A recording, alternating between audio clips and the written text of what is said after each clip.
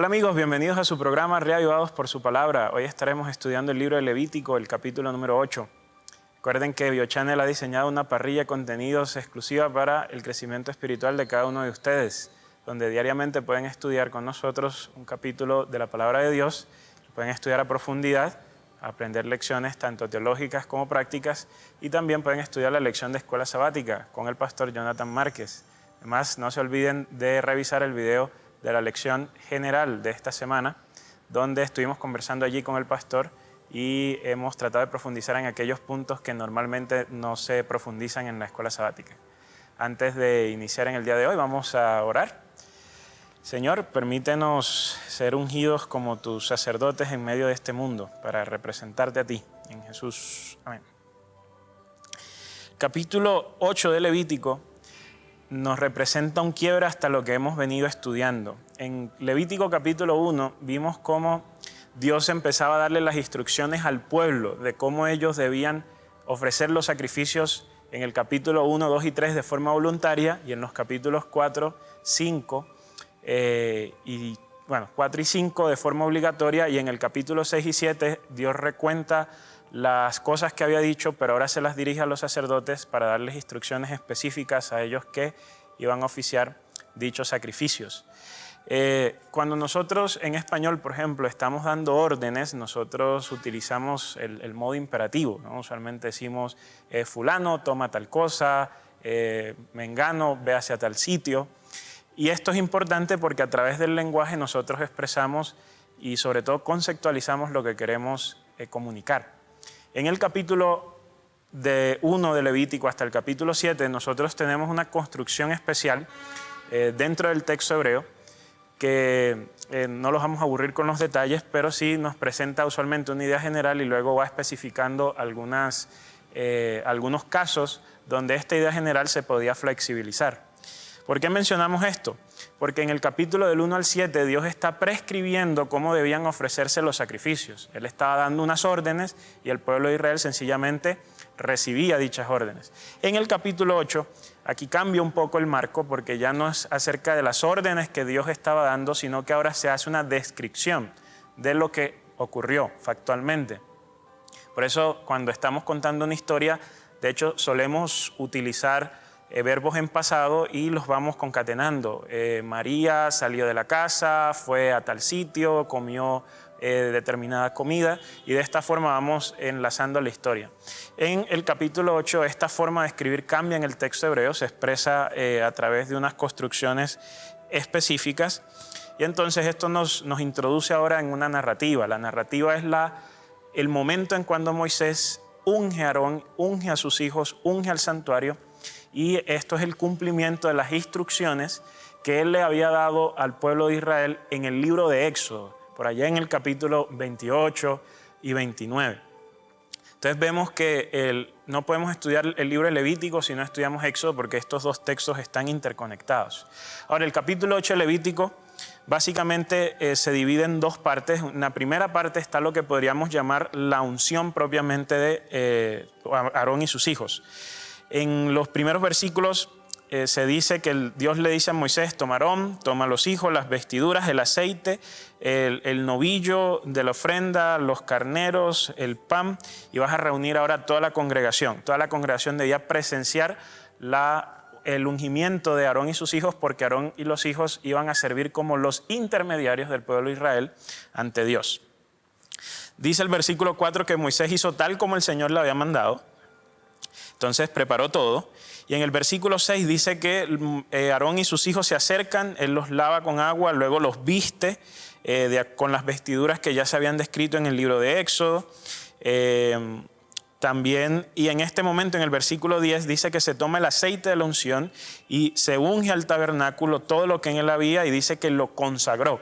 Esto de lo consagró viene de la misma raíz de santificar, simplemente que es una forma allí especial en el texto. Y lo que quiere decir es que en este instante el tabernáculo se estaba dedicando para un uso específico. Ya no era más para las actividades corrientes, nunca lo había sido diseñado para eso. Entonces, este acto de utilizar el aceite para el santuario significaba que ahora estaba siendo dedicado con un uso exclusivo que era la adoración de Yahvé. Dice que con el aceite se roció el altar, se rociaron los utensilios y por último dice que se derrama el aceite de la unción sobre la cabeza de Aarón. ¿Para qué, qué nos transmite esta idea del aceite en la cabeza de Aarón? En el antiguo Israel habían dos tipos de personas a las cuales se les ungía, a los reyes y a los sacerdotes. Y esto obviamente es simbólico, no había una cualidad mágica en el aceite que se utilizaba. Era un aceite de oliva, pero el símbolo, hemos dicho que en Levítico estamos estudiando rituales y símbolos, entonces son acciones que Dios les infunde un significado. Entonces el aceite, aunque no era mágico, el hecho de utilizarlo significaba que esta persona sobre quien recaía el aceite, Dios mismo la estaba apartando para una función especial dentro de su plan de salvación. Te recordarán a David cuando fue ungido, a Saúl cuando fue ungido, y en este caso pues Aarón se le estaba indicando que él había sido separado para una tarea especial. Luego se procede a vestir a los hijos de Aarón y demás que van a servir como los sacerdotes normales. Aarón era el sumo sacerdote. La segunda parte del capítulo va a ser el ofrecimiento de unos sacrificios especiales. El primero de ellos va a ser el sacrificio por el pecado de Aarón y los hijos. Entonces este sacrificio era para expiación, entonces era para remover el mal que había en Aarón y los hijos. ¿Por qué? Porque ellos tenían pecado y este pecado debía primero ser purificado antes de que ellos empezaran a ministrar en las cosas santas. Luego se ofrece un holocausto, que es este sacrificio que habíamos dicho por allá en el capítulo 1 y capítulo 2, 3 de Levítico, que se quemaba de forma entera sobre el altar. Luego, además de esto, se hace un ritual específico donde además donde la sangre se toma, no solo se le aplica al altar, sino que también a Aarón se le coloca en la oreja derecha, en el pulgar de su mano y en el pulgar de su pie. Y luego, bueno, se ofrece también, hay una ofrenda de cereales, se hace una ofrenda mecida donde Moisés demuestra que aquel que hace un sacrificio pues tiene derecho a una parte y se consagra entonces al pueblo, a Aarón y a los hijos como los sacerdotes. Entonces estamos en la inauguración del templo. ¿Qué mensaje nos transmite esto? En el libro Apocalipsis, capítulo 1, se nos dice que gracias a la sangre de Jesús, Dios nos ha hecho a nosotros un reino de sacerdotes, nos ha hecho reyes y sacerdotes. Entonces, por un lado, nosotros vemos aquí que la idea del santuario, sobre todo de los sacerdotes siendo ungidos, hay una lógica, ¿no? Ellos se les viste, se les unge y luego se les aplica una sangre que los purifica. ¿Esto qué nos quiere decir? Si nosotros vemos en Apocalipsis, dice que a través de la sangre de Jesús es que nosotros llegamos a ser sacerdotes. ¿Por qué a través de la sangre de Jesús? Porque es su sangre la que nos purifica a nosotros y nos limpia de todo pecado. Y es importante que antes de que una persona llegara a ser sacerdote, como en el caso de Aarón y sus hijos, se ofreciera un sacrificio que removiese el mal que estaba en ellos. De la misma manera nosotros vemos cómo Dios constituye ahora al pueblo del Nuevo Testamento en un reino de sacerdotes que ya no ministran propiamente en un templo con corderos, sacrificios, pero vemos que antes de que ellos puedan llegar a ser sacerdotes necesitan ser lavados, necesitan ser limpiados, pero ahora ya no de forma simbólica, sino de una forma espiritual real de sus pecados. Así que la primera buena noticia que nos trae el capítulo 8 de Levítico es que Dios nos ha librado, Dios nos ha limpiado con su sangre de toda nuestra maldad. Pero ahora también dice que nos coloca como sacerdotes. ¿Y qué quiere decir que nos coloca como sacerdotes? Quiere decir que de la misma forma en que Moisés dice santifica a Aarón o lo consagra, Dios también nos santifica a nosotros y nos consagra. De hecho, todo el Nuevo Testamento está lleno de un lenguaje de santidad, donde en Corintios, el mismo Jesús en Mateo y a lo largo de todo el Nuevo Testamento se hace referencia a los santos, a los creyentes como santos, santos, santos, queriendo decir con esto que Dios los ha consagrado, es decir, Él los ha dedicado para un uso específico, y ese uso específico debe ser el de la adoración a Dios y el de una vida que refleje los principios del reino celestial, no las costumbres de la cultura que los rodea. Por eso ellos, al decir que son consagrados o que son santificados, estamos hablando de que ellos son contraculturales, porque son diferentes y tienen un uso específico y no se mezclan con las cosas diarias que en el libro Levítico se le llaman profanas. Entonces esto no solo es que Dios nos ha limpiado, no solo es que Dios nos ha perdonado, sino que ahora Dios nos ha llamado a una vida diferente. Dios nos ha llamado a una vida especial, una vida que se guía por los principios del cielo. Por último, porque es importante que nosotros seamos ese grupo de sacerdotes a los cuales Dios escoge, esa nación santa de la que habla Primera de Pedro. Los sacerdotes tenían una función específica en el pueblo de Israel y era que ellos iban a ser los intermediarios de Dios ante el hombre y del hombre ante Dios.